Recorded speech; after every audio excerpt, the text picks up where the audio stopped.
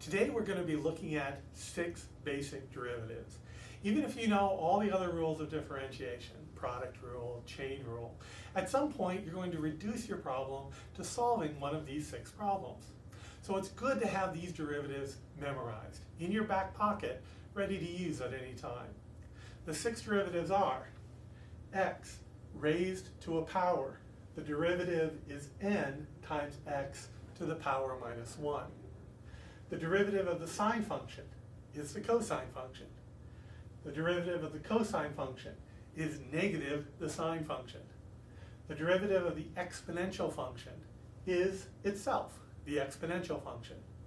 The derivative of the arctangent of x is 1 over 1 plus x squared.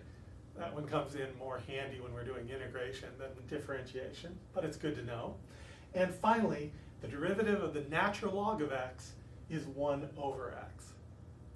Now let's look at some mnemonics for remembering these formulas. So let's start with the polynomial.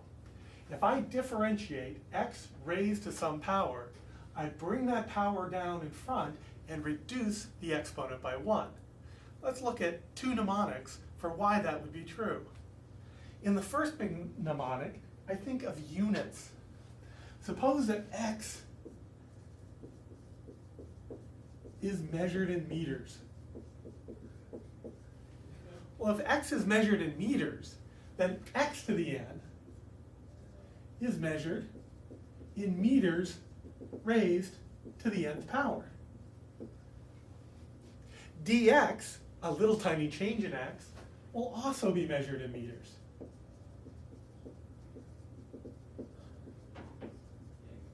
Which means that when I take a little tiny change in x to the n and divide by a little tiny change in x, that has to be measured in meters to the n minus 1 power.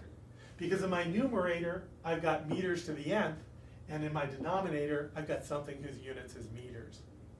That's how I know that dx dn is proportional to x to the n minus 1. Okay, so where did the n come from? Well, let's look.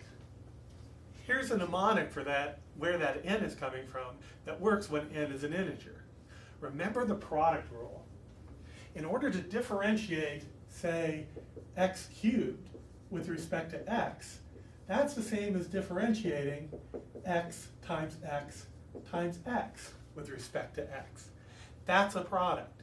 So when we differentiate, we take the product, the differential of the first factor in the product times the other 2 things, plus the first thing times the derivative of the second times the third thing, plus the first 2 things times the derivative of the last thing. Now x prime is just 1. And so that leaves us with 3x squared. So if you remember the product rule, you can use the product rule to get the derivative of x cubed or the derivative of x squared to remind yourself to bring down that exponent and reduce that exponent by 1. So most people don't have problems remembering that the derivative of sine is something like cosine and the derivative of cosine is something like sine. What people tend to forget is that negative sign in front of the sine. So in order to remember that, it helps to remember what sine and cosine actually are. If I look at a unit circle, then for the angle between 0 and pi over 2, the x-coordinate of that point is the cosine function, and the y-coordinate is the sine function.